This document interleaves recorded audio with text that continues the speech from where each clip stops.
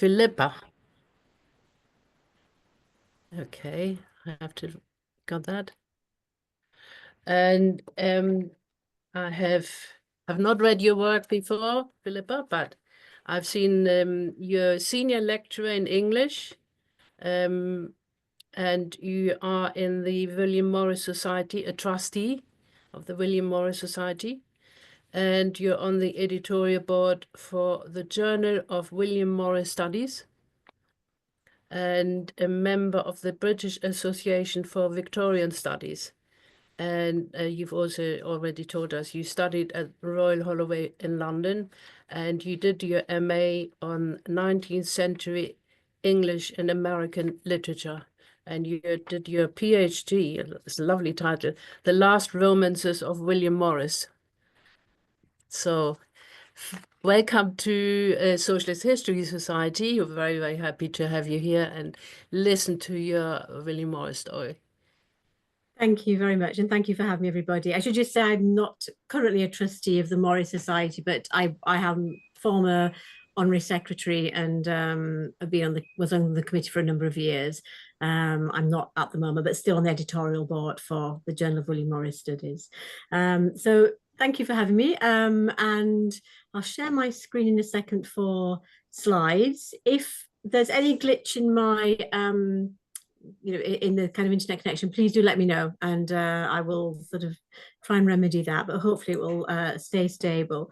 So I'm going to try and hopefully share this, and can we all see the slides there? Is that okay? Yeah, lovely. I can see it. Is that okay? Rewilding William Morris, yeah. Great. Well, we'll hopefully move on from just sort of working out moving on my, there we go. Okay. So my talk tonight is on Rewilding William Morris, and this comes out of two areas of interest. Partly, I think my own work, my sort of research and studies have focused most often on Morris and his last romances, but with a strong interest in his politics as well. But I've also become very interested recently in rewilding, and in a lot of research and interest sort of into the rewilding movement, and teach a module on that at undergraduate level as well at the University of Northampton, where I currently work. And it really occurred to me that the more I was sort of reading in this area of rewilding, that so much of what I was reading was reminiscent of Morris, that I felt I'd read it all before somehow, that what I was listening to had already been said, and actually that Morris was going beyond what was being said. So I think some of the work that I'm sort of pursuing at the minute is really looking at how Morris has still much to offer us in terms of thinking about how we rewild in the 21st century. And I'll talk a little bit more about rewilding and the complexities of that concept as we go through. I'll be focusing largely on Morris's lectures, political lectures, but also his utopian romance, News from Nowhere, which is probably his most famous sort of socialist vision of what a future would look like. And it's a very rewilded future.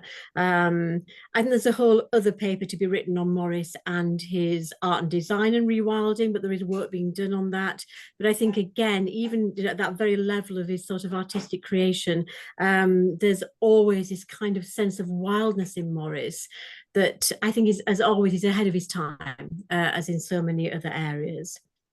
So in terms of the outline of the talk, I think it's quite nice to know where you're going in a talk as well, so you can see where you have arrived and you can locate yourself, not least so you know where it's going to end. I'd like to spend a little bit of time thinking about the whole concept of rewilding, thinking about that both in terms of the 19th century, the context in which William Morris is working and writing, but also, you know, our current rewilding movement and how we're conceiving it today. Then I want to kind of look, I suppose, at the diversity of Morris's engagement with that whole concept of rewilding.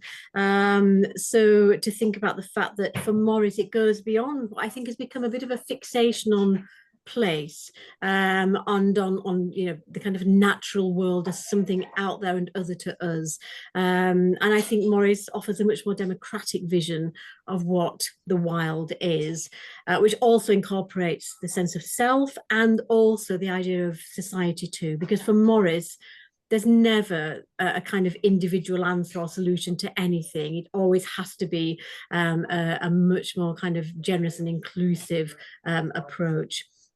So we'll consider what, and then just at the final sort of part of that, we'll just reflect a little bit on what Morris has to teach us still. And I'll be really, interested in hearing other people's thoughts about the current kind of sense of rewilding, how we're interpreting it in the 21st century, and perhaps still how far we are from Morris's vision of rewilding, which I think still goes far beyond where we are today.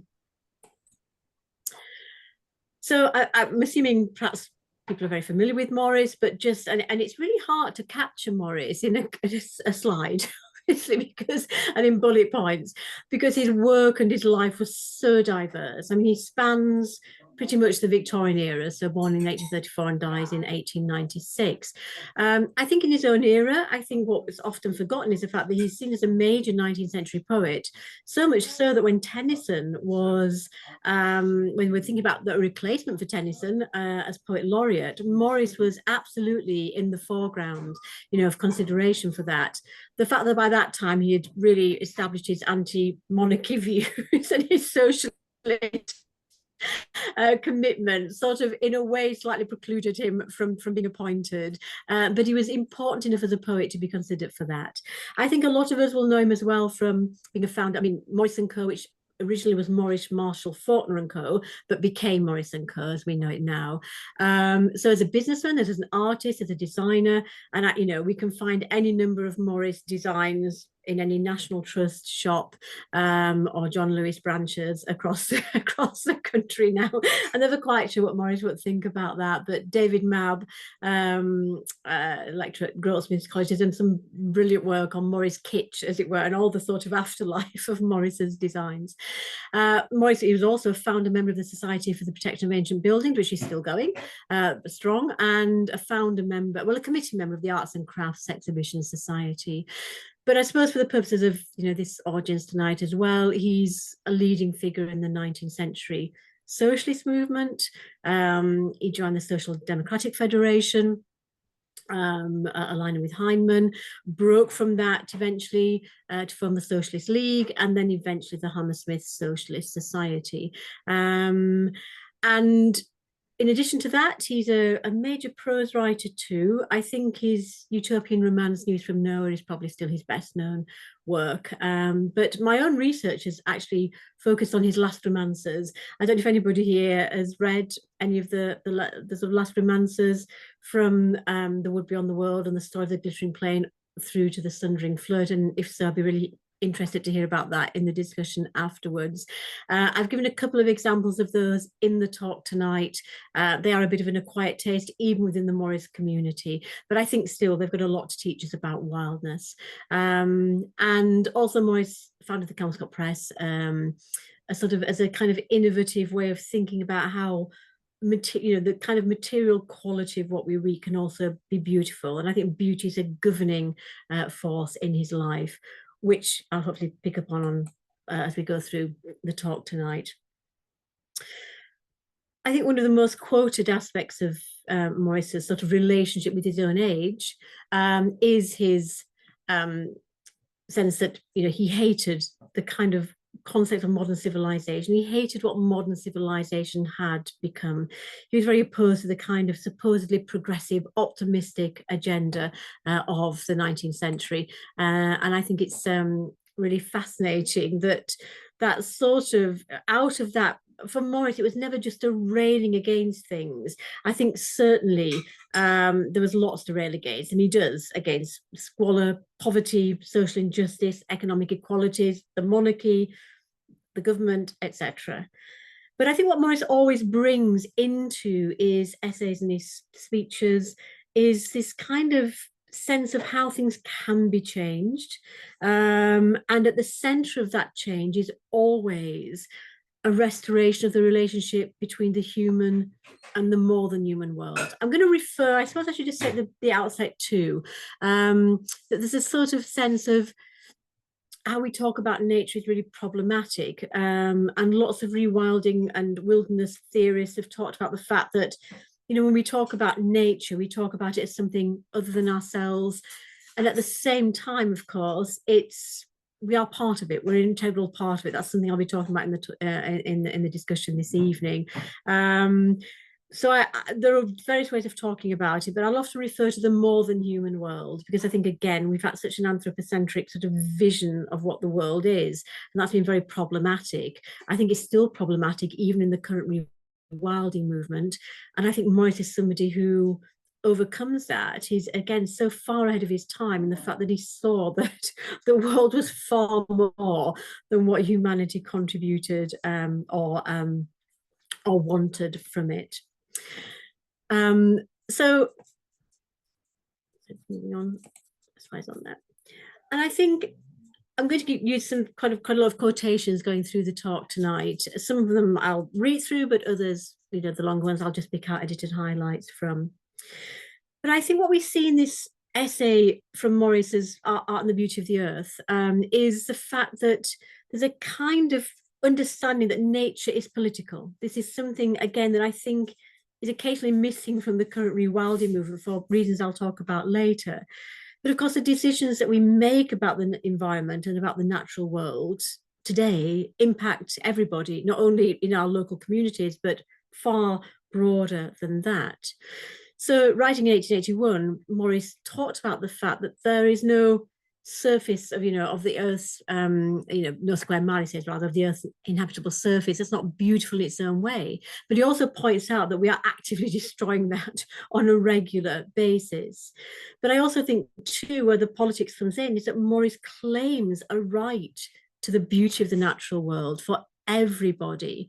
Similarly, though, too, I think there's this sense that not only is this a kind of democratization of the natural world and this inclusive idea of beauty, for Morris, there's no kind of prioritization of what counts as a beautiful landscape or a beautiful area.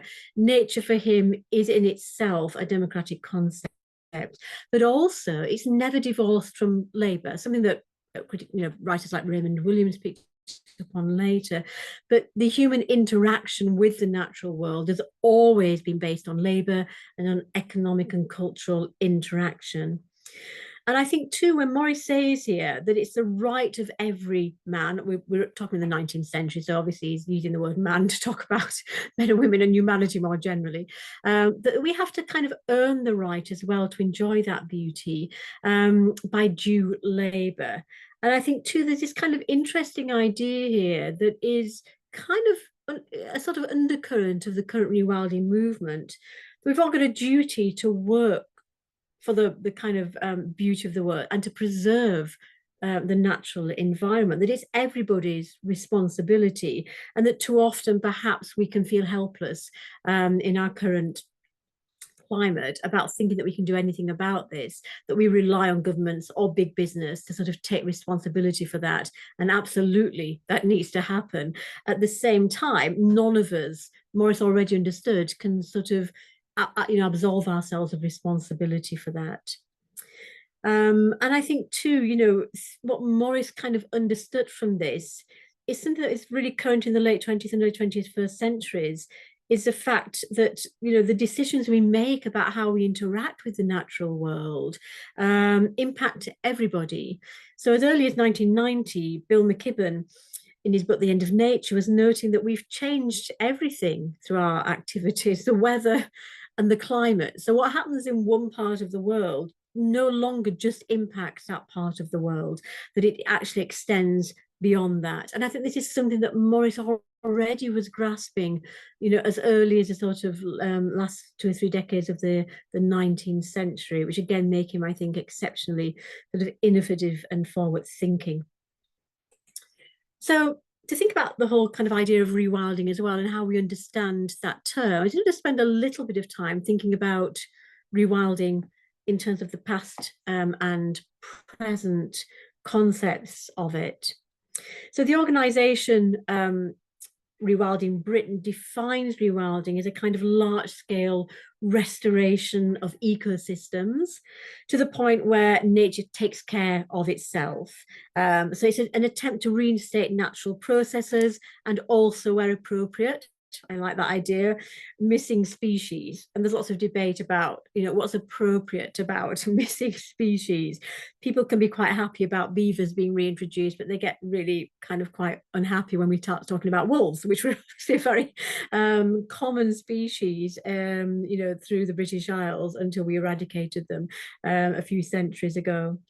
So I think rewilding is conceived in our current day as a kind of conflux of local and regional and national consensus and activities about what we want to do.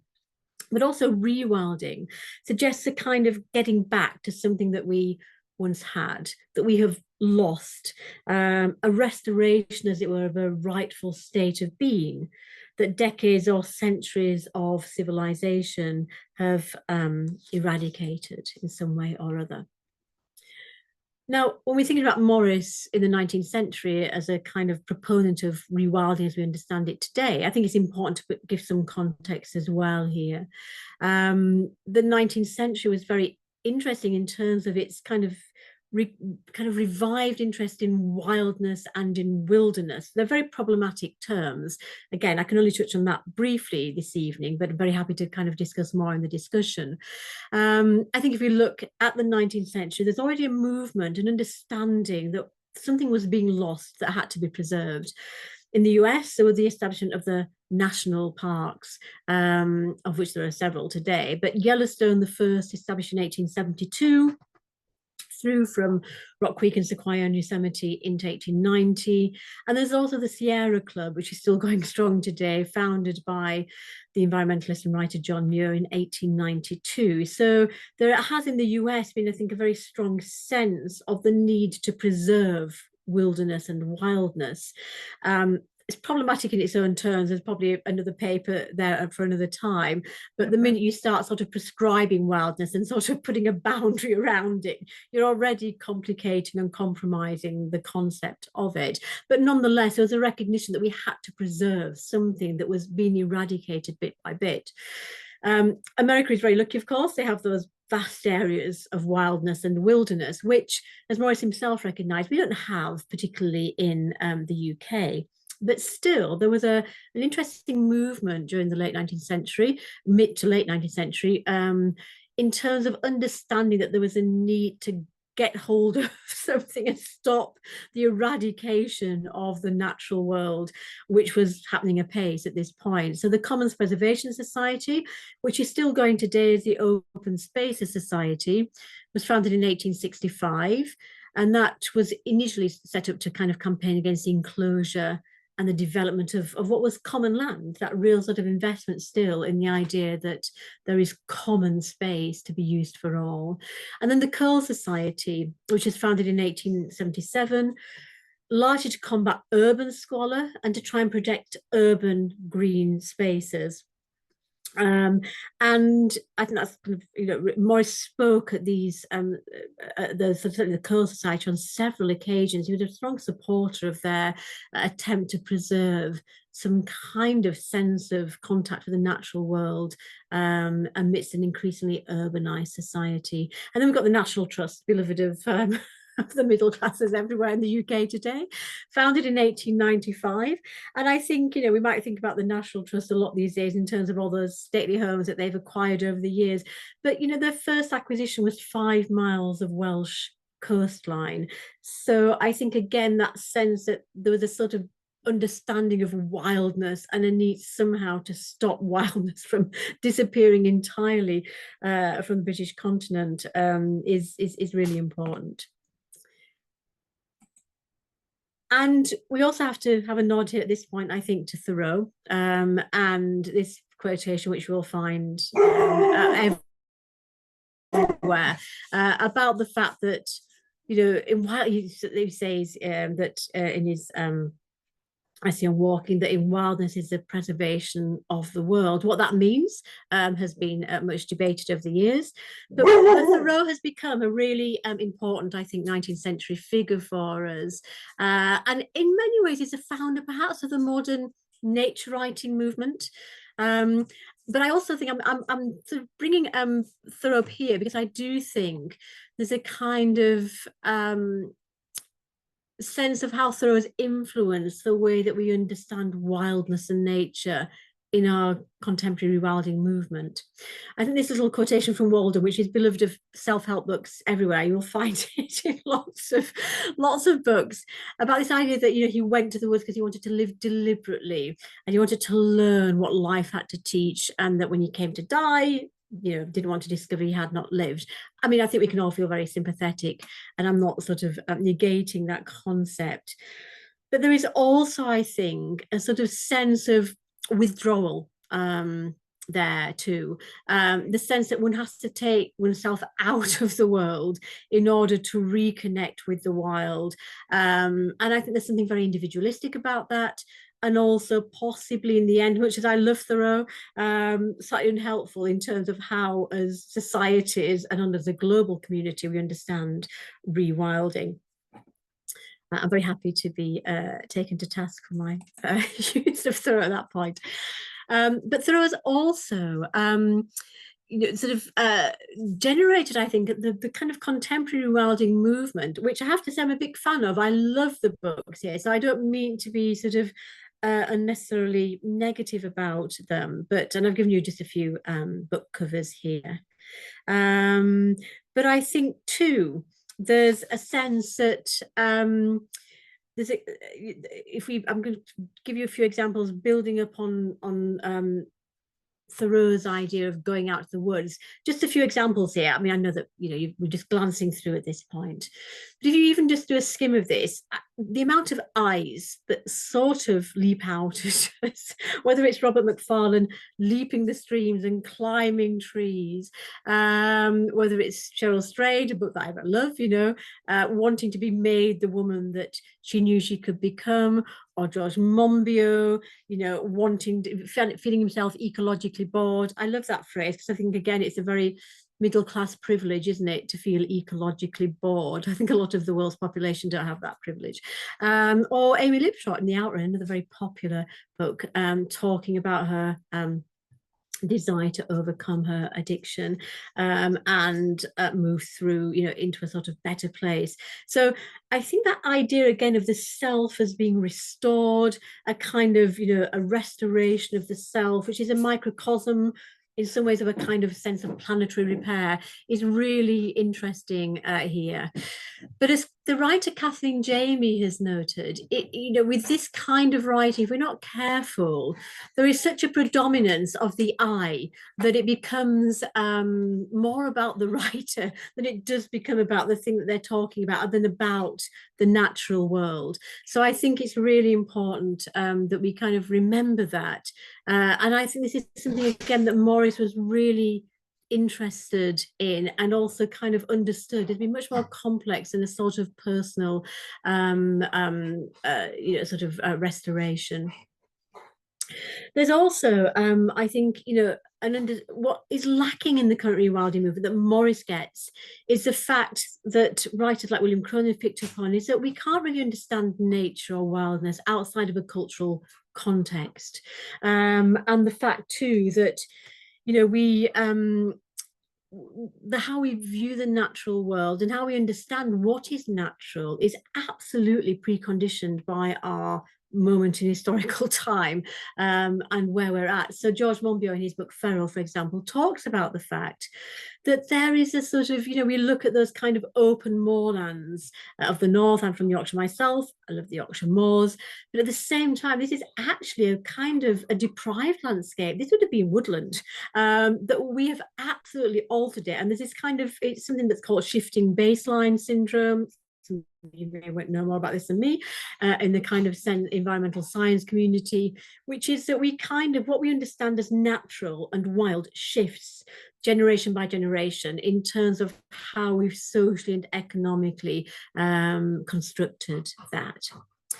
So I think, you know, understanding, as Cronin says, that we can't even really begin to tackle our current climate crisis unless we understand the fact that nature is culture, and that we are absolutely involved in the kind of, the way that the natural world evolves, is central to this. And I think, again, sometimes that's lacking for me from some of this modern rewilding writing, but Morris, I think, absolutely grasped this so much more quickly.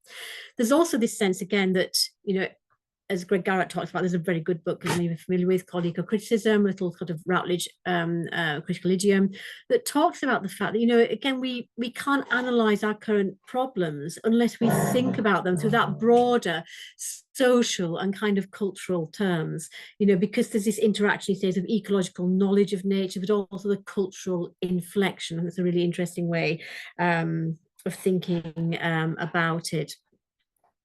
So I think, Morris for me is somebody who really understood that. Now, I'm not claiming that Morris was the first to understand nature or wildness as a kind of broader cultural understanding. Marx absolutely, exposed the ways in which capitalism violates, as he says here, the conditions necessary to the fertility of the soil, and the way that the natural world functions. And Engels, I think, going a little bit further, probably a little bit more aligned with Morris, talked about the fact that, we don't rule nature, that we are part of it. And this idea that we exist in its midst, and that we belong to it, flesh, blood and brain, again, I think is sort of getting near to Morris's position in understanding ourselves as wild beings, and absolutely integral to kind of natural processes. So Marx and Engels certainly did something along those lines, but none of them sort of went really to that point, I think, that absolute involvement with the natural world that Morris did. And I think Florence Booth absolutely gets this when she says that more than Engels or Ruskin or Darwin, it has this sense of the environment as absolutely a dwelling place, a kind of a home for us. So I've just moved my slide on too quickly there.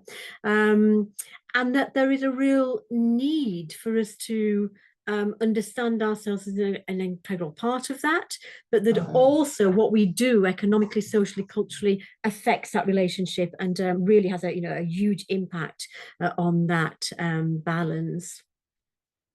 So I think, before we sort of move on to thinking about the next stages, where I want to look at aspects of Morris's rewilding, I also just want to say, Morris, as well as being an active supporter of the Commons Preservation Society and the Curl Society, is somebody who's been seen as a sort of major figure in the environmental movement. In 2017, The Guardian had a list of their top 100 environmentalists. And I think what's really important there is the fact that Morris was really high up in that list, in the top 10 there, and above Ruskin and above Darwin. So he has been seen in terms of that legacy of somebody who understood very early on, who had a much more developed vision of the natural world than any of the socialist or environmental campaign of the 19th century, and even of the 20th century too. What Morris, I think, understood was that the natural world is our rightful home, and that in damaging it, we damage ourselves and our societies. And in also recognising the natural world as home, as Florence Booth points out, he recognised that we can't live without it, and that those who damage it for profit and greed actually denying the rest of us our rightful home. Just as a little aside here, one of the books I teach on my first year module about wild writing is Richard Powers's The Other Story. I don't know if any of you know that novel. I can thoroughly recommend it. It changes the way you look at trees forever. But I think in that novel, what's fascinating is also that Ray, one of the sort of key figures in this sort of lineup of characters who all in some way have their lives changed through contact with trees, actually as a lawyer starts to develop an argument that in support of environmental campaigners, that those who are destroying property or are destroying nature are absolutely sort of destroying our home, and in a way environmental campaigning can be justified on the grounds of self-defense. So I can thoroughly recommend. It's a really interesting idea, and I think it's been played out in some ways in the courts, but the fact that we can, it sort of suggests that we can justify perhaps some level, never of kind of violence against other beings or humanity, but at the same time that kind of destruction of the forces of big industry, and certainly the logging industry in America, might be justified as a sort of act of self-preservation for humanity. And that's a really kind of fascinating idea. So I'm hoping that we can also sort of, my internet connection is okay here, but I want to move on to thinking now about looking at Morris specifically, about the way that he understood rewilding in its kind of all its diversity, and the way that, you know, place. I think we've got very interested in the idea that wildness is about place in the 21st century. There are wild places, and that if you want to access the wild, we somehow have to travel somewhere to get there. And I think this is something which Morris again sort of disrupts, very much in line with current sort of rewilding theory. At the start of News from Nowhere, his utopian romance, there's this kind of, the couple of first chapters that it starts, those of you know will be familiar with this, with a kind of Morris, the character guest, who actually is thinly disguised Morris, leaving a very fractious meeting of the Socialist League in Hammersmith, all very true to what Morris' experiences were, where he says there were sort of, you know, as many people present, there are many different ideas about what the socialist future would look like. And as he's traveling home and kind of berating himself for losing his temper and thinking about all the things he should and could have said, this character guest comes down to the Thames, and looks at the riverside here. And this is in chapter 1. And just for a moment pauses on this moonlit river. Notices, for example, that he hadn't kind of picked up on this ugly bridge below. Morris hated Hammersmith Bridge, and he hated everything about sort of modern technology. And, you know, it strikes him, it says he missed row lights downstream. Now, what's interesting is that actually the river here becomes the moment in which Morris in News from Nowhere understands the kind of transition from where he is to where he gets into the sort of 22nd century of nowhere. And then in chapter 2, he wakes up and he goes back down to the river. Now it's summer. It was winter when he went to bed, but it's summer now. It's a bright morning. It seems to be early June. And the river is what strikes him first of all, but it's sparkling under the sun, just like it's seen it gleaming under the moon last night. And I think, you know, what's interesting, this is a rewild at Thames, and it's the river that initiates Guest in News from Nowhere into this rewilded Britain of the 22nd century.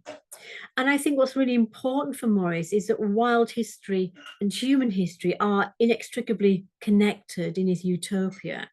In every stage of his journey, Guest witnesses how in this post-revolutionary society of nowhere, the natural world has first recovered and then developed, but in direct relationship with the recovery and the development of the human world and human society.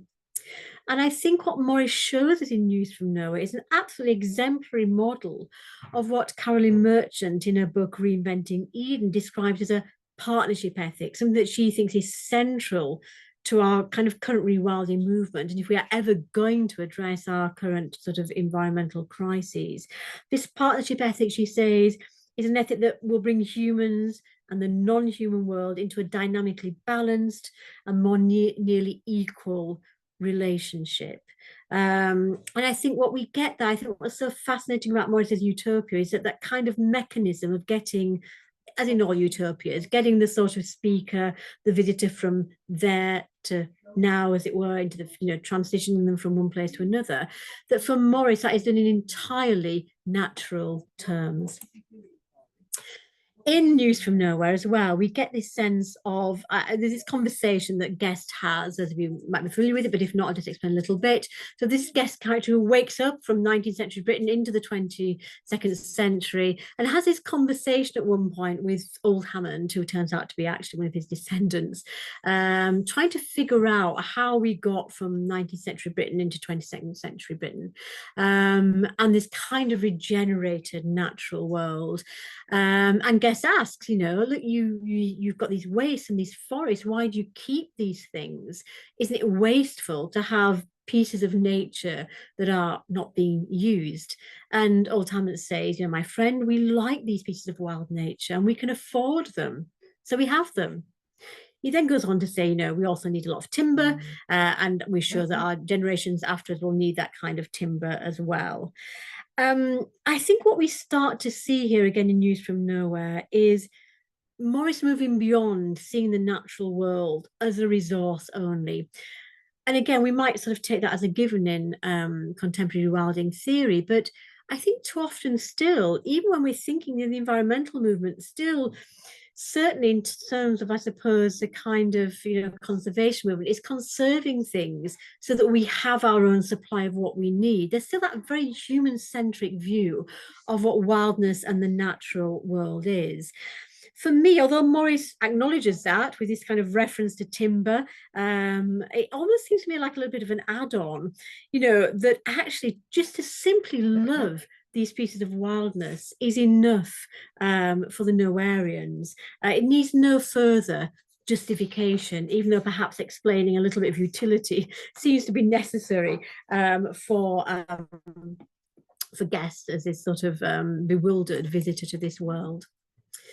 I think also, though, what Morris, and the way in which Morris anticipates the kind of current rewilding movement and goes beyond it, is this sense, picking up on something that William Cronin, who's a sort of major writer about wilderness theory and how we understand wildness and wilderness in the 21st century, is the fact that we've come to sort of see it. And I think this is part of the problem with some of those books I talked about earlier as well, some of those rewilding texts, is the fact that there's this sense that if we are we have to go somewhere, as it were, to experience real wildness. We have to travel out, we have to pack our backpack and get there. And Cronin says that's actually very troublesome for us. We get into trouble if we think that it's only by going to some kind of remote corner of the planet where wildness still exists that somehow we can kind of make contact with it. That it's not, wildness or wilderness is not something that we ourselves kind of inhabit on a daily basis. And Cronin, says we've got to really rethink that view and the fact that actually, wildness is there all around us. The tree in our garden, he says, is no less wondrous than the tree, in the ancient forests that we kind of might travel out to have some kind of mythical or spiritual relationship with. And I think this is something that Morris absolutely already sees. And in his essay, The Lesser Art, he talks about the fact, he has this really kind of pragmatic view of the English landscape. He understands that England is a relatively small space in regard to sort of other areas of the world, and that there are no great wastes, he says. I mean, Morris, don't forget, sort of traveled to Iceland and experienced the Icelandic landscape, which really influenced his understanding of the natural world. But he had this profound and visceral love of the English landscape. I think this beautiful sort of sense of the way he writes about it, where everything is measured, mingled, varied, gliding easily one thing into another, these little rivers, little plains. I mean, it's beautifully written because it's Morris's sort of poetic lyrical writing. But I think what's really important about this is this sense that Morris understands that if we are ever to kind of recover and repair our relationship with the natural world, we have to love what is near and familiar, that wildness doesn't have to be spectacular, and that actually in some ways it's a very barren or limited vision that seeks thrill somehow in the vast wastes and landscapes of the world. And I think too, what Morris emphasizes is, you know, that it's a choice to either prioritize or to undervalue certain landscapes. And again, for Morris, this is always caught up in cultural and economic terms, because again, not everybody can afford to go out and visit those wilderness areas, something we'll come to later in the talk. But again, too, I think this idea that the natural world is our home, and that in destroying that, we destroy a fundamental right of all humanity, is really important. I just put this in because it's something that I really love as well, that I think kind of exemplifies this kind of democratizing of wildness and wilderness for Morris. It's a letter he writes to his daughter Jenny in 1894, where he talks about the fact that he's enjoying himself. He's at Kelmscott Manor at this point in what was Oxfordshire, now in Gloucestershire. And he talks about the grass being green, green, green, the fields all over dandelions. And I think, again, this sort of absolute joy and delight you get from the exclamation marks, and this sense of the sheer pleasure in looking at the green grass of the spring, and the fact that the dandelion, something that, you know, gardeners everywhere have an issue with, is just an absolute delight. There's a kind of childlike joy, a kind of regaining of that sense that there is just a beauty in the simple and the everyday, is, I think, really, you know, important for how we understand Morris. And this, again, I think is one of the ways in which Morris really understands and preempts the rewilding movement. I'll give you a couple of quotations here from some sort of rewilding sort of writers. Mark Beckhoff, who talks about the fact that if we are going to rewild, we have to appreciate and respect other beings, be that plant or animal, and landscapes for who or what they are, not for what we want them to be. And this ties in absolutely with the tenets of what has come to be known as deep ecology, the deep ecological movement in the 20th and 21st centuries, which Arnas is one of the great sort of proponents of. And this sense, and it seems, again, when you read it, it seems very straightforward, but to actually do this is really quite difficult. To understand the idea that human and non-human life have value absolutely in themselves, but that also to understand that the more than human world has a value which is entirely independent of its utility to us. This kind of democratization of wildness and wilderness, and this dismantling of ontological priorities is, again, it seems to be very forward thinking, but that Morris, I think, absolutely had already. And it does require this kind of fundamental change of mindset, which I think Morris was always encouraging his readers and listeners to have. I was reminded, as I was writing this talk, about a moment during the kind of financial crisis of the sort of first decade of the 21st century. And it also coincided, if you remember, with a kind of volcanic eruption in Iceland. And I've never forgotten this moment in it was on the news, I think it was on lunchtime news on the BBC, when they were interviewing some sort of people at airports whose flights, you know, had been sort of grounded because of the volcano and the sort of smoke. And there was somebody who was absolutely railing against Iceland, basically blaming them for the fact that their volcano had erupted, and also the fact that because they also blaming them for the financial crisis, that it started in Iceland and the collapse of the Icelandic banking system, and therefore that led to the kind of volcano. It was somehow connected, and this person was really annoyed because it was stopping them going on holiday. And I kind of really, at the time, I remember sort of listening in sort of state of complete bafflement. But I think, again, it was sort of symptomatic of the fact that we kind of understand or interpret natural phenomena always about their kind of impact on us and what we need or desire. And what deep ecology has done is try to kind of shift the understanding of that. But Morris, again, was, I think, already far ahead of this game. In a sort of talk he gave to a speech in Burslem to actually a lot of industrialists and manufacturers who were part of his audience, and Morris never shied away from a bit of a fight in his lectures. He asked them, you know, what have you done with Lancashire? He said, you must have buried it under all this kind of industrial sort of atrocity. But he also talks, like kind of in the vein of Ruskin, about sort of what is wealth and how we understand wealth. But the moors, the meadows, the streams, the skies, aren't these wealth, he says, which riches have kind of robbed you of, this kind of, obsession with becoming rich. And he talks too about the fact that some people can go off and enjoy wildness or natural beauty elsewhere, but that for many people that's not a possibility. And I think too what Morris understands is that heading off to experience nature is a socially and economically privileged thing to do, but it also absolutely misunderstands the fact that nobody should have to travel outside of their own locality to understand and to appreciate and to make contact with the wild. I also think Morris's sort of, challenge to say, who has the courage to stand up and actually fight for the natural world? Nobody seems to be doing that. I think that's just as relevant today. We see, don't we, sort of, target dates for when we will become carbon neutral, or when we'll introduce electric vehicles, or this, that, and the other, everything being moved back in terms of the electoral cycle and what people feel are kind of going to be quick wins or not.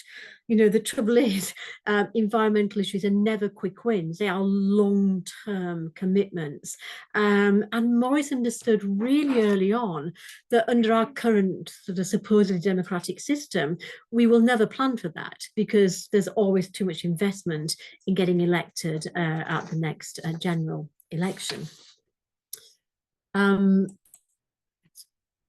And I think when we get to, in his vision of the 22nd century nowhere, what Morris is try and kind of rectify this, to understand or to try and envisage what a rewilded Britain would be. One of the things, he notices in terms of, again, this dismantling of ontological priorities is a sort of sense of the fact that we have to give space and we have to understand the fact that trees have a right to be there of our own accord. And I think, again, what Morris does, which again I think is still challenging for our current environmental movement, is sort of expand that sort of sphere of compassion and of rights and of kind of ontological validity beyond even the animal world into plant life and tree life and that sort of wider sort of biological sphere. I think that is, again, something that Morris is really good at, but that is still, I think, really quite challenging for us. And there's this wonderful moment, I think, which exemplifies this in News from Nowhere, which is when Guest has a moment where he travels down to the side of the river. He walks upstream and he sort of stands for a moment and he observes. And I think, again, this sense of taking ourselves out of the center of the picture is something that we are not really very good at doing. And I think, again, going back, even though I love those Rewilding books, and I'm probably being a little bit unfair about some of them, but at the same time, there's this kind of sense that the eye is central to our kind of that rewilding process. Morris in News from Nowhere with Guest kind of decenters him for a moment here, and he stands and looks at what's happening. And rewilding, as Anna Furstein has written, really necessitates less anthropocentric modes of seeing and of relating and of knowing. And I think in this moment where Guest temporarily is decentralized in the natural world, he looks at the bleak, the flies, the chub, the moth. They're all intensely occupied with their own business, their own state of being. They've got no interest in Guest, whose marginalized position reflects what Jed Mayer has sort of claimed as Morris's increasing awareness of the limits of anthropocentrism and a developing environmental vision which understands that we are simply one strand of a very diverse web of organic life. And I think, again, in feeling that he was back in his boyhood, Guest remembers a time in his life when he was really, much the boundaries between self and the other, the more than human world, are much more porous, much more negotiable than they are in adulthood. I've just thrown in here because I don't know how many of you who are on the call sort of know Morris's last romance, which are my great sort of love. I'm kind of just putting this in as a little sort of addition, is the fact that for Morris, there's always this sense that the kind of, I think in his last romances, he takes what is in use from nowhere and takes it a step further. The last romances are kind of imagined worlds. They're kind of timeless in a way. So they're not located as nowhere is in some kind of specific historical sort of timeline. This wonderful moment where Ralph, who's the lead character in The World at the World's End, talks about just standing and looking at the world around him as he sets out on his adventures. They're full of adventures and people on horses and knights and having lots of fights and enforcing social justice along the way. But this lovely idea that just looking at the landscape, listening to the way that the wind goes through the stalks of the blossoms, the bee singing counterpoint. And for Ralph, it's his sense of great belonging and inspiration, where he welcomes the world and blesses it and sort of, you know, sets himself off on this great adventure to go and explore the wider world from his own little kind of kingdom. I can thoroughly recommend The World at the World's End. It's an absolutely fabulous piece of writing. I'm moving on. I'm conscious of time, so I'm just going to sort of move on here as well too. Please let me know, Greta, if you need me to speed up at all. But I want to move on now to the sort of sense of Morris also taking, I think, the idea of rewilding one step further than even our current rewilding movement has done, to understand the sense that actually we need to rewild ourselves as well, and that there's a kind of sense that rewilding isn't about simply place outside of the human, but it's about how we actually live and understand our kind of daily existence. Now, Thoreau, again, for all his emphasis on the I think got this to an extent. So writing, you know, in the mid 19th century, he talked in his essay on Maine Woods about the fact that, you know, if we just thought about the fact that daily we can come into contact with nature, this lovely idea with these kind of italics and exclamation marks, the solid earth, the actual world, the common sense, the kind of privilege, Thoreau says, of just taking time to think about how amazing it is that we exist within this wide, complex, organic web of beingness. And also, I think, again, slightly anticipating our modern rewilding movement, this idea of the kind of restorative and consolatory nature of the wild world, that we need the tonic of wildness, he says, in Walden, that we sometimes have to wade down in the marshes to smell the sedge, to kind of get ourselves down sort of in the landscape. But, you know, Thoreau got the exhilaration of physical contact and that kind of sense of us as human animals. And somebody I think is really interesting in this respect is Diane Ackerman, who has taught very much about understanding our animal life still, which is so easily forgotten in our 21st century culture. But that if we don't do that, we're never going to address the climate crisis, because if we always see ourselves as somehow separate or having to save something outside of ourselves, we're never going to do it. I think, you know, what Ackerman has emphasized is this need to understand ourselves primarily as animals, and that's the starting point for climate crisis. Again, there's a difficulty of language here, isn't there? Because if we talk about nature, we talk a nature surrounding us, it kind of still sort of detaches from it, as if we're somehow, it's around us, but we are different or separate to it. And Ackerman absolutely challenges that idea. We are nature, she says, and even our cities and inventions like termite mounds are part of the natural complexity of the world. I think it's really fascinating to understand our cities as part of our own nature. And that's something I think, again, that we, you know, that Morris brings home to us very clearly. In this, his essay Under an Elm Tree, or Thoughts on the Countryside, which was published in the Socialist journal Commonweal in 1889, Morris has this kind of reflection on how far we've kind of lost that sense of ourselves as human animals. He's like, I think it's really interesting that, you know, whilst earlier on in the century, Engels had identified a range of kind of physical deformities and illnesses that came from industrial capitalism and working, machines for long hours.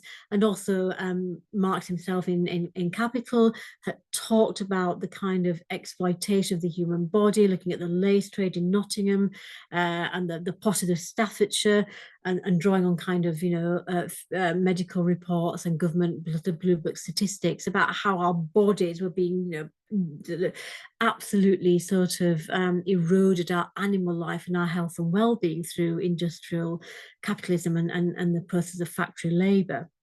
What I think is interesting about Morris is that he also kind of perpetuates that idea of thinking about the human body as a victim of 19th century capitalist and industrialist practices. But he starts out by lying under an elm tree. He's sitting there and he's looking at the natural world, at the swallows and the starlings and the blackbirds, and talking about their grace and their beauty. And then looking at these other animals, these male and female animals who are humanity, who he said were ungraceful and unbeautiful. And what Morris does here, I think, is make this explicit, contact and connection between the appearance of human beings and the social and environmental conditions under which they live. And he establishes the body in his kind of vision, this, what if actually we were working in much more equitable conditions? What would we look like then? And I think the body becomes a kind of political touchstone by which both personal and social worth can be judged. And there's this recurrent celebration in Morris's work of the human form as a kind of way of understanding just how successful or otherwise we are as human communities. But I think, again, the way that Morris goes beyond perhaps Engels and Marx and other writers of the period is this utter embracing of our physicality. And in various lectures, he talks about the sort of absolute joy that we should all experience in our kind of state of bodily wildness. How we live and how we might live is a really good example of that, where he talks about the fact that he will claim the right for everybody to be allowed to feel, on a visceral level, the body and to enjoy our sort of life as something which is absolutely sensual and erotic at times, but also is our kind of given right as human beings. So for Morris, I think it goes beyond sort of campaigning for the rights of human beings to enjoy health and a longer lifespan, which was very central to a lot of socialist campaigning in the 19th century, to actually demanding that we renew our relationship with our own bodies, that we actually have a right to delight in physical movement and expression. Morris developed this idea of what he called the eager life, and he understood that as a life which was the birthright of all men and women, which he looked to see restored in a post-revolutionary future in which we actually had the right to enjoy our physical existence. He returns to that idea in his lecture, How Should We Live Then, in 1889, where again he says it doesn't, however we organize systems of production. Make it another, like within 5 minutes? Yeah, that's fine. I'll kind of move that on through. That's fine. Okay, lovely. Thank you. That kind of sense that actually, unless we are good animals, unless we kind of enjoy all these kind of visceral physical things, then we're not going to ever be able to kind of understand ourselves as wild creatures. And in News from Nowhere, it's interesting that everybody's very beautiful. And there's a kind of sense, some critics have talked about this fact, why should everybody be good looking? But Morris actually, really says that our social and economic conditions determine, how we look and how we feel and how we are in our own bodies. And Ellen, who is this kind of great sort of wild character in News from Nowhere, I think the absolute exemplar of this. She has this kinetic energy. In this sort of final stage of News from Nowhere, she kind of takes, she lays her hand on the sort of building of Kelmscott House and talks about how she loves the earth and the seasons and the weather and all that comes out of it. And this sense of exultation and pleasure, which is kind of actually stimulates Gates. He's never seen anybody so absolutely attuned to the natural world. So I think, again, I'll just move on through that session to kind of think about, just to because I want to get into the last stage before I finish, about the sort of sense that actually reclaiming our wild selves is central to a process of rewilding for Morris that might begin with reclaiming designated landscapes and introducing sort of new species. But for a truly comprehensive and meaningful vision of rewilding, we have to consider how we live and work together as human animals. And I want just to sort of finally sort of focus on the idea that what Morris does too is take this beyond the kind of individual. He goes, his vision of rewilding, because he's always couched in cultural terms, thinks about the idea of how we evolve as a wild society. Now, Carolyn Merchant has talked about the fact that actually this kind of myth, the kind of capitalism's origin story, she says, is this kind of movement from wildness to cultivation, in which we actually increasingly tame the wilderness and use the natural world as a means of promoting, human needs through science, technology, and capitalism, that it's a resource to be exploited. Morris was already understanding that kind of direction of Western capitalism, and questions it really early on in his essay Art and the People, where he says, why would nature have, led us on to love her, to understand ourselves as part of her, only for us to spoil it through our greed and our cowardice? And for Morris, he challenged the idea that the inevitable destiny is some kind of mass urbanization in which the natural world is simply always a resource to be exploited.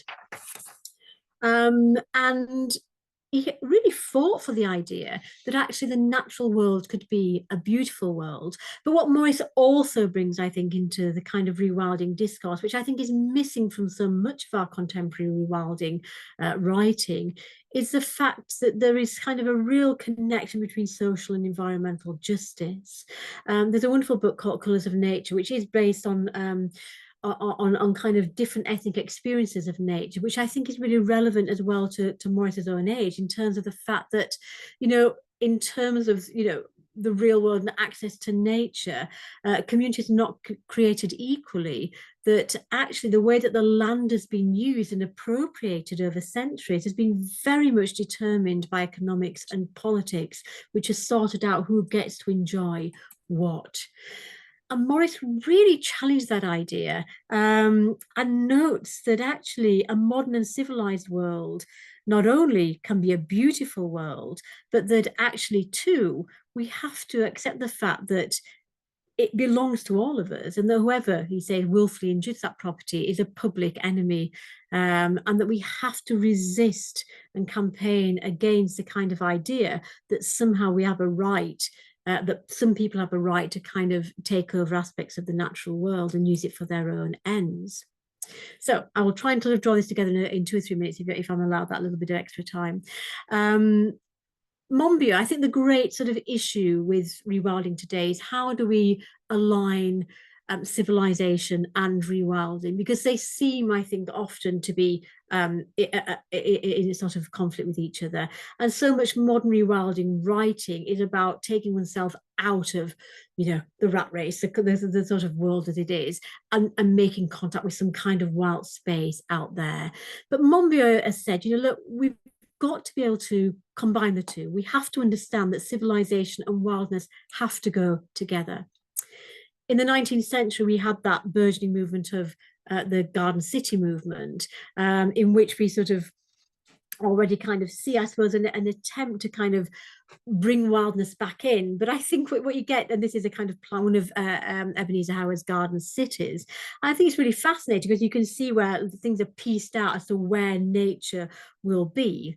And whilst this is, absolutely, completely promote this idea, I think Morris actually goes beyond that to understand that you can't just kind of hem nature in or wildness into certain sort of predetermined little sections of our kind of landscape. And in News from Nowhere, he has this amazing vision where actually England, he says, has become a garden in which nothing is wasted and nothing is spoilt, in which actually the town and the country operate in symbiosis, that they cannot exist without each other. And therefore, in no way, human productivity and human ingenuity go hand in hand.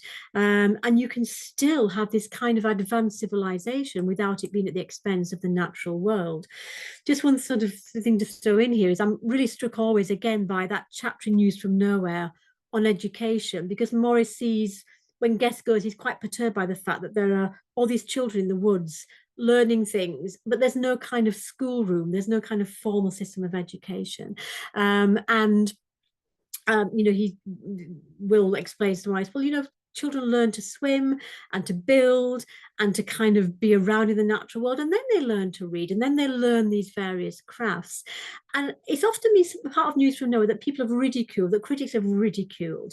But if you look at our modern forest school movement, it's absolutely, it could be straight out of News from Nowhere. This idea of taking young people back to the natural world as a starting point for how they learn. Again, Morris preempted that completely.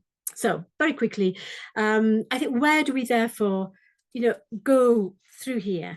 I think, the conversion in many ways of wilderness through science, technology, and capitalism, is a world that, as Carolyn Merchant argues, is one that we've been kind of inculcated into, that we've been sort of taught to sort of think that somehow or other our salvation lies in technology and science and in the forces of capitalism. But Gary Snyder, that great American sort of environmentalist, has said we've got to find a way of evolving a civilization that can live fully and creatively together with wildness. And Patrick O'Sullivan absolutely gets this completely in terms of Morris, because he says that unlike Thoreau or Darwin or even Muir, Morris isn't a nature writer as such, because he always understands the fact that we have to find a creative way of synthesizing wildness and civilization, that they're not mutually exclusive. And Morris, I think, was one of the very first writers to recognize this. He wasn't a nature writer because he didn't separate human life with its means of production and its economic systems and its social values and its living standards and its work opportunities from nature. They exist within the broader framework of what we understand as nature, and they can't exist without it. I think much rewilding writing still lacks this comprehensive vision and this understanding of the interrelationship of social, economic, and environmental justice. And just to sort of leave us with a quotation from Morris from his essay, The Lesser Arts of Life. Troublous as life is, he says, it's given to us surely some times and seasons when, surrounded by simple and beautiful things, we have really felt at rest, when the earth and all its plenteous growth and the tokens of the varied life of men and the very sky and waste of air above us have seemed all to conspire together to make us calm and happy.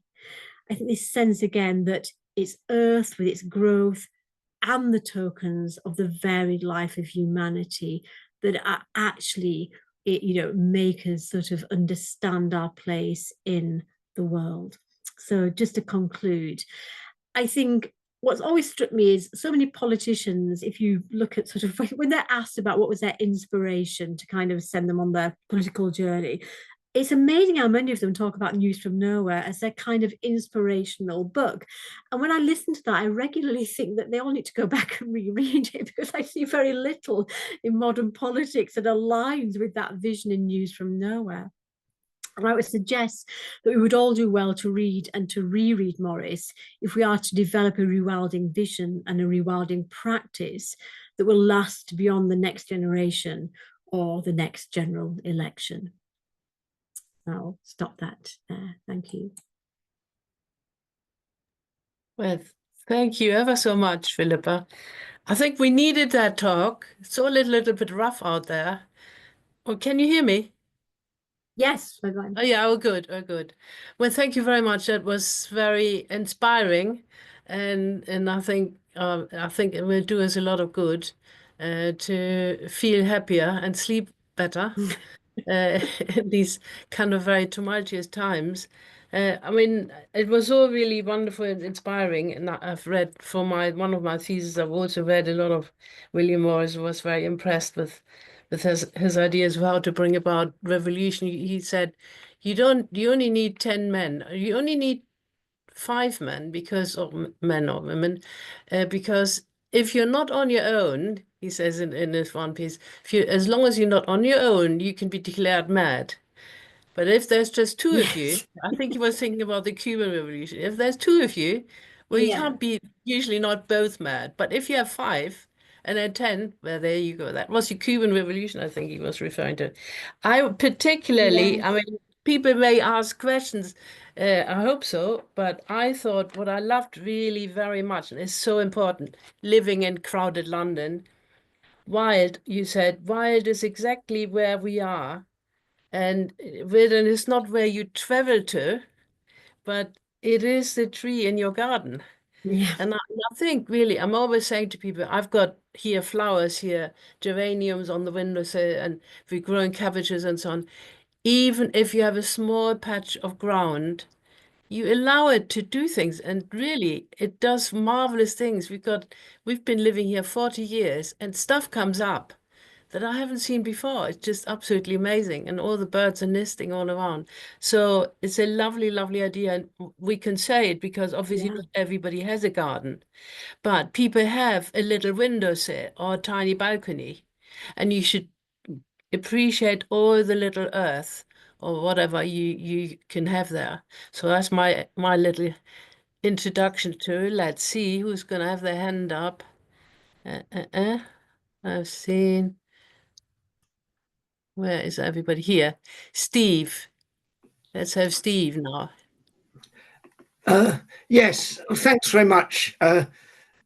Living as I do, backing onto Epping Forest, and seeing and having read some of the articles and things that Morris wrote about Epping Forest, it's in one sense it's not a rewilding. We're having to defend what we've got. Which is thin strips of an old forest, but beautiful old trees, and so on.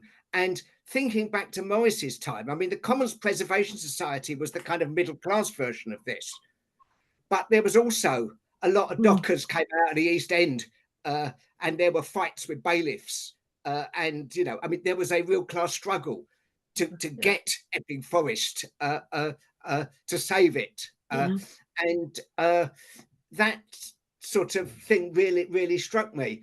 And I think, we can't kind of shy away from this, the need to fight for, to defend what we've got. I was struck when you were talking about the wilderness and the Yellowstone Park. But of course, the Yellowstone Park previously had been the land of the Cheyenne, the Lakota, the Shoshone, and the Kiowa, who were exterminated. Absolutely. In that it could become a national park. I mean, I just had a quick look in the history of it. In 1886, they set a fort up there of the US Army to make sure that it could become a national park. So there's that kind of thing is. And just to sort of finish and go back to the need to defend, rather, I mean, I'm all for rewilding, but we've got to hang on to what we've got. If you see what I mean. There's a situation in Potter's Bar in North London, not too far around the North Circular from Epping Forest, where the government have decided that this bit of green belt is only grey, it's not green, and they want to build a data centre there. Now, I can imagine what Morris would have thought of a data centre. It would probably send him apoplectic. But that we're getting this situation where the government, because desperate to give money to housing developers, are redefining what is open space. I mean, we've got a struggle here, and I think we need to go back to what our forebears did in the 1840s, 1850s, and hang on to what we've got. Absolutely. And in terms of Epping Forest, I mean, Morris, talked about that very much. He's one of his lectures where he talks about the fact that it shouldn't become a golf course. He saw it as becoming this kind of middle class preserve. And I think that's, again, what I find, I think you're quite right. I think what I have issues with in the kind of to an extent with the current rewilding movement. I'm not downplaying its importance or significance, and there's some great work being done. But it is, I think, very much a middle-class movement. And there's little pockets and projects that are happening for people who've got the resources or the funding or the wherewithal to be able to do that. And I think what Morris does is really early on is kind of democratize wildness. You're going back to Yellowstone, those parks. I mean, the fact that you put a boundary around something and say this is where wilderness is of course entirely ridiculous anyway, because the whole idea of wilderness is it doesn't have boundaries, but we preserve that. And of course, to get those national parks, which now are kind of highly celebrated, and there's all those fabulous programs on Yellowstone, etc. But that movement out of those indigenous populations, I mean, and the extermination of them, and the kind of movement out onto reservations, which is kind of continued into the 20th century, is absolutely appalling. It's a kind of social, atrocity. And Morris was really clear about that. And he talks regularly about the fact, about the people that can get off to Italy or to the Alps, or even himself, knowing you could set off to Iceland and experience that. But to be able to experience, to walk out of your door and to understand and experience wildness, he saw as an absolute fundamental human right. And that, that you can't separate that ever from the kind of social and cultural and economic conditions which kind of dominate human existence. There's a great little story about, I tried to find the reference and I couldn't. I've been looking for a while. I might be in Fiona McCarthy's biography. There's a little anecdote where somebody had set one of their friends, he said, oh, someone's gone off. She's gone off to the woods, to kind of spend some time to find herself. So Morris was very sneering about all this. I'm not sure how much Morris or Thoreau would have got on in that respect, because he said, well, just tell me when she comes back out. Because, for Morris, it was never about withdrawal. You cannot just simply take yourself off to somewhere lovely and rewild yourself. It's got to be it's got to be absolutely a commitment to social and environmental justice. David is our next person. David? Can you unmute yourself? Yeah. I'm unmuted. Thank you. I'm not on screen, but I'll leave it at that for the moment. Thank you, Philippa, for that very fascinating talk, very thought-provoking talk. Thank you. I just wanted to add, you didn't mention much about Ruskin, because Ruskin, of course, and Morris go together in many ways. Morris always called Ruskin the master, even when he was associated with Engels and reading Marx. And you see that ideas within Morris can be traced. Many of them can be traced directly to Ruskin, especially in terms of the nature of work and landscape and nature, which you've been talking about today. And I think there's two. Ruskin's always seen as looking backwards, whereas Morris is looking forwards. But in two aspects, I think maybe Ruskin is ahead of Morris, and one would be Ruskin's criticism of mass tourism. When he lived in the Lake District, he was very concerned about people leaving litter around. I mean, it seems trivial and sort of snobbish, but when you see what happens today when people go out into nature and they have picnics and they set fires which kind of destroy thousands of acres of land because they're so careless about things, maybe Ruskin was onto something. And the second issue, which I don't think Morris talks about at all, is climate change, because Ruskin was documenting how climate was changing the landscape, especially in terms of his visits to the Alps. He was seeing how the ice caps were melting and receding, and he was warning about these things quite ahead of his time in many respects. So I think these two aspects of Ruskin quite important not to be forgotten. So maybe Ruskin was also a rewilder as much as Morris. I think that's a really important observation, actually, David, as well, a really important point. And I think, again, it's sort of, and it is easy to forget Ruskin, isn't it, or to think about him, because he never sort of put it into that political framework, because he didn't sort of develop that as part of a broader political vision. I think it is perhaps a bit easier to dismiss him. I never did. I love Ruskin, and you're quite right that Morris was indebted to him for all sorts of reasons, and loved him profoundly. And I think too, Ruskin had.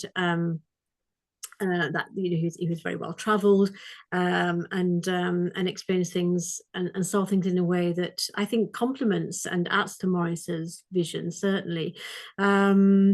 I think for me it's the fact that Morris does take them into perhaps a much more developed economic political framework that makes him very pertinent for us today. But I never think that Ruskin isn't relevant or important. And I think your point about climate change is really interesting. I always think that climate change is kind of implicit in Morris, but I think you're quite right that it's more explicit in Ruskin, who is again very forward thinking in that respect, before anybody was really thinking about it in those terms. But I think the way that Morris understands too, the fact that if you damage, you can't sort of damage something in your own backyard, or you can't, if you appropriate land and resources and damage them. We understand now that has consequences way beyond it. We can't take what we do in our own back garden and sort of keep it in our own back garden. It has much sort of broader social, cultural and global consequences. I think it's implicit there, but I think it's a very fair point that Ruskin in some ways had that grasp of climate change, perhaps even more than Morris. So thank you. And that's, yeah, I agree with that. And I'm a big fan of Ruskin, by the way. And I think he is too easily dismissed as being perhaps a little bit more socially conservative. And that forgets some of the really insightful things that he says. Thank you. Thank you. Any other people would like to ask a question? We're all going to go out into the wood tonight. No, but the evenings are so beautiful at the minute. And the other thing you mentioned earlier, nature is culture. I mean, I love this concept very much, because it does mean you're all the time, you are moving from you into nature, from nature into you, and nature makes you and I make nature. So we're really one. And I think if people could have that, I mean, you've expressed it, of course, really well. If people could have that notion, then they may treat themselves, but also nature, a little bit better. And I mean, that's what we require in the world. Yes. They get carried away with whatever, power and greed and so on. And it doesn't help themselves either. It doesn't actually make them into a person, a creative person on life on Earth. Let's see, Yeah. are there other people who would like to ask? I can't see any at the minute. A few people had to leave, I see that, and they thank you very much and say that really enjoyed your talk. I Well, think just picking up, Greta, on your point there, that again, it's that sense. There's a writer, Andrea Wolf, a German writer, who talks about the fact that she says that, and I don't have German, so I can't comment, but she says that in Germany there isn't a kind of phrase nature writer, isn't something that they could kind of comprehend, because they just don't have that phrase.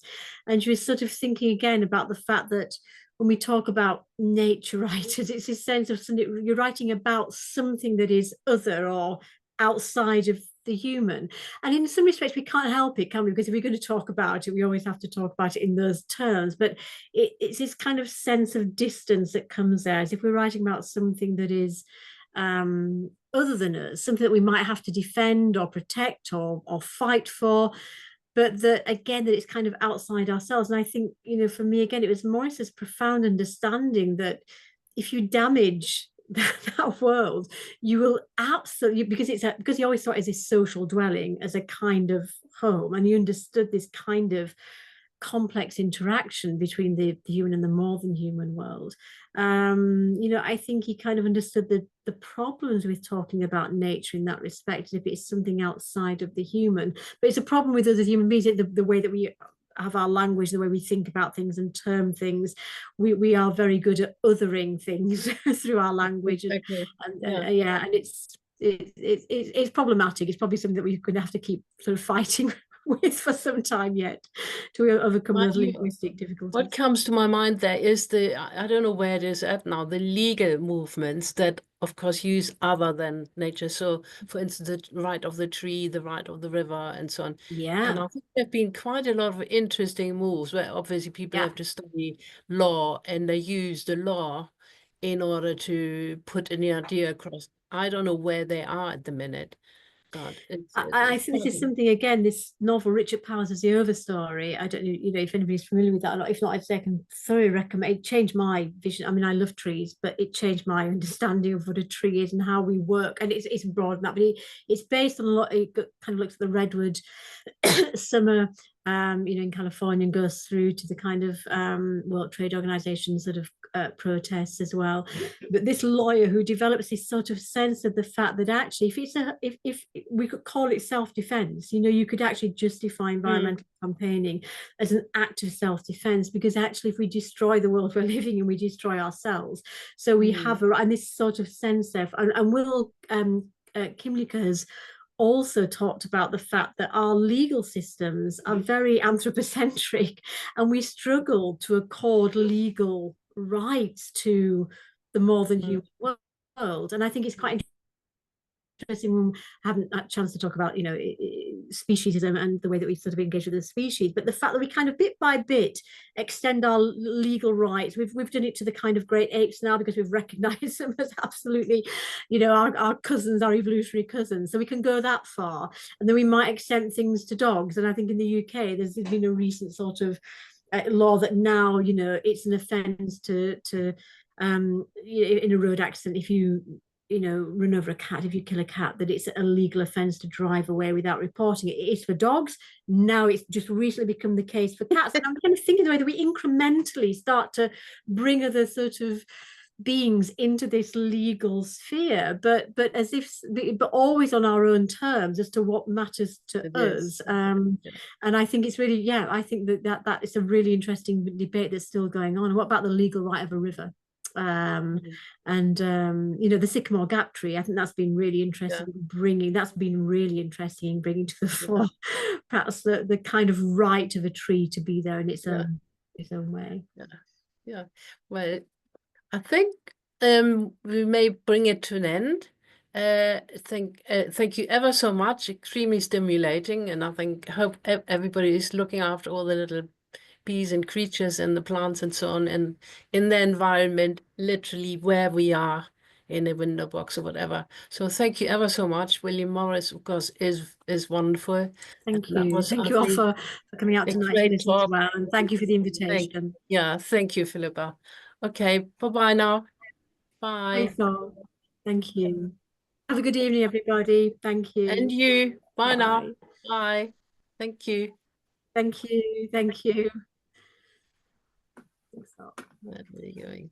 Thanks, Rita. Thank you.